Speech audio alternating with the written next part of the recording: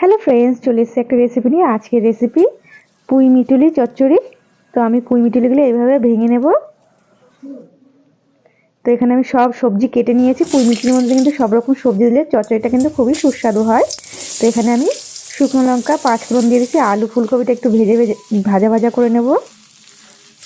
তো এখানে বাদ বাকি সবজিটা আমি সব দিয়ে দেবো। এখানে গাজর, মূলো, ফুলকপি, আলু সবই দিয়েছি।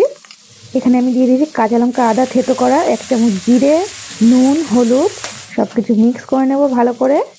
নুন আর একটু জল দিয়ে দিয়েছি। এই জলেই কিন্তু আমি ঢেকে ঢেকে ভাপা ভাপা করে রান্না করব। খুব বেশি জল দেবো না। তো বেগুনটা যে ভেজে রেখে তুলে রেখেছিলাম সেটা দিয়ে দেবো।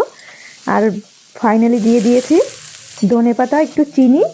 তো একদম রেডি আমার পুঁই মিটুলি চচ্চড়ি। তো খেতে কিন্তু খুবই সুস্বাদু হয়েছিল।